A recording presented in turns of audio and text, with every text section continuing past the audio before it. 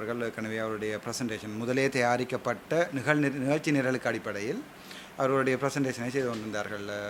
எத்தனை வைத்தியசாலை இருக்கிறது, என்னென்ன தேவை, என்னென்ன என்று காய்த்திருந்தார்கள். அதுக்கு பிறகு எங்களுடைய புகழ்பூத்த அரசியல்வாதிகள் அதிலே தங்களுடைய கருத்தை தெரிவித்து கொண்டார்கள்.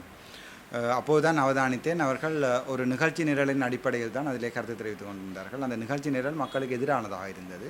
அங்கே அரசியல்வாதிகள் நான் எதிர்பார்த்தேன் அந்த விடயத்தை மக்கள் பிரதிநிதிகளாக கதைப்பார்கள் என்று. ஆனால் அது என்ன நடந்ததுன்னு சொன்னால், அங்கே கதைத்த 5-6 அரசியல்வாதிகளில் கிட்டத்தட்ட 90-95% சாவச்சேரி ஆதார வைத்தியசாலை இருப்பதாகவே காட்டி ஒரு பொதுமகன் எழும்பி கதைக்கும் போது அவரை அரெஸ்ட் பண்ணியதை நான் கண்டேன். நான் 2024 ஆண்டு 6 மாதம் 14 வந்ததிலிருந்து முதல் 20 நாட்கள் என்னுடைய 20 நாட்களிலே வைத்தியசாலைக்கு செய்ய வேண்டிய சகலத்தை நான் செய்துவிட்டேன்.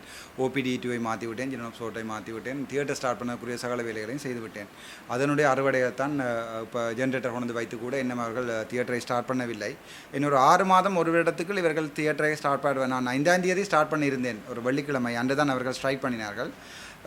அவர்களிடம் நான் கேட்டுக்கொள்வது இன்னொரு 6 மாதம் அல்லது 1 வருடம் தருகிறேன், அதுக்குள் தியேட்டரை ஸ்டார்ட் பண்ணி நான் ஒரு 3 நாள் செய்ததை தங்களால் செய்யக்கூடியமாறு. முதலாவது. 2வது, ஜெனரல் ஸ்போர்ட்டை சொன்னார்கள் 3வது மாடியிலிருந்து குவித்து விடுவார்கள் என்று. இப்போதும் கூட அதே 3வது மாடியில் தான் இருக்கிறது. அப்போ இப்போது குவித்தால் வைத்தியர் ரஜீவ் அவர்கள் பொருட்படுத்திக் கொள்வாரா என்றை கேட்டுக்கொள்ளுங்கள். செய்து வைத்தியசாலை ஒரு 5 நிமிடம் 10 நிமிடம் நீங்கள் போய் பார்த்து விட்டு போகலாமான்னு கூட. அப்போது கூட சுகாதார அமைச்சர் ஏமாற்றப்பட்டு வேறொரு பாதையால் மன்னாருக்கு கொண்டு போகப்பட்டார். நான் பழிவாங்கப்பட்டதாக உணர்வில்லை, மக்கள் திட்டமிட்ட வகையில் ஏமாற்றப்பட்டது என்பதை மக்களே சொல்கிறார்கள், நான் சொல்ல தேவையில்லை. அடுத்த எலெக்ஷன் அவர்கள் அதுக்குரிய பலனை எதிர்பார்ப்பார் நினைக்கிறேன். மக்கள் அழைத்தால் என்பது சாதாரணமாக நாங்கள் சொல்வது என்பதால் காலத்தின் தேவை என்று வந்தால் நல்ல ஒரு அரசியல்வாதியை நீங்கள் காட்டினால் அவருக்கு முழு ஆதரவை நான் வழங்குவேன். இவர் நல்ல அரசியல்வாதி என்று பொதுமக்கள் முழு பேரும் சொன்னால் அவருடைய கார் டிரைவர் நானாக தான் இருப்பேன். ஆனால் நான் அரசியல் இறங்குவது என்பது சாத்தியமில்லை. ஸ்டாலினுடைய பிரச்சனையை கடைசியாக வைசாலியினுடைய வீட்டுக்காரர்களே மனம் விரக்தியில் கோர்ட்ஸுக்கு போவதை நிறுத்திவிட்டார்கள் என்றால் நீங்கள் விளங்கிக் கொள்ளணும் சுகாதாரத்துறை ஒவ்வொரு அலட்சியமாக இருக்கிறது என்று. இது நான் என்னுடைய கடைசியாக யாழ்ப்பாணத்தை விட்டு போகும்போது நான் என்னுடைய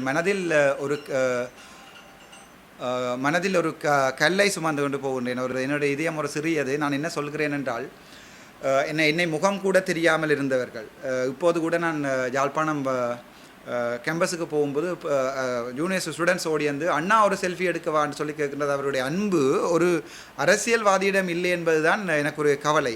மிக முக்கியமாக உலகத் தமிழ் வாழ் தமிழர்கள், முஸ்லீம்கள், சிங்களவர்கள், அதில் முக்கியமாக எங்களுடைய சாவகச்சேரி மக்கள் என்னுடைய நெஞ்சிலே அதை சொல்கிறது இதே துடிப்பு ஆரம்பிக்கின்ற இடத்தை சொல்லுவார்கள். ஒரு புள்ளியில் தான் ஆரம்பிக்கும். அந்த புள்ளி என்பது சாவகச்சேரி மக்கள். அந்த புள்ளியிலிருந்து ஆரம்பித்த இதய துடிப்பு தான் சகல அறைகளுக்கும் போய் ஒரு இதயம் சுருங்கி வருகிறது. என்னுடைய இதயமானது எங்களுடைய தமிழ் முஸ்லீம் மக்களாக இருந்தால் அந்த புள்ளி எங்கே என்று நீங்கள் கேட்டுவார்கள், அது எஸ்ஏ நோட் என்று சொல்வார்கள். என்னுடைய அந்த புள்ளி சாவகச்சேரி மக்கள். அதை போனேன். என்னுடைய மக்கள் என்னை ஆதரித்தார்கள். ஒரு மருத்துவனுக்காக போக வேண்டாம் என்று செய்யப்பட்ட உலக வரலாற்றில் செய்யப்பட்ட ஒரே ஒரு ஆர்ப்பாட்டம் சாவகச்சேரி மக்கள் எனக்காக செய்யப்பட்ட ஆர்ப்பாட்டம் மட்டும்தான். எந்த நாட்டிலையுமே இதுவரை காலம் வரலாற்றிலையுமே ஒரு மருத்துவன் எங்களுக்கு வேண்டும், ஒரு வைத்தியசாலை நிர்வாக அதிகாரி எங்களுக்கு வேண்டும் என்று சொல்லி ஒரு மருத்துவர்கள் செய்த போராட்டத்தை நீங்கள் மக்கள் செய்த போராட்டத்தை எடுத்து காட்டினால், அதைவிட தென்மராட்சி மக்களின் அழகு எங்கே இருக்குது என்று நீங்கள் பார்க்க இருந்தால், அன்று போராட்டம் முடியும் போது ஒரு குப்பை கூட இருக்கவில்லை. எனக்கு அடுத்து சொன்னார்கள், அண்ணா நாங்கள் போகும்போது சகல குப்பைகள் போத்தலின் மூடிகள் கூட பொறுக்கி விட்டு போகிறோம் என்று.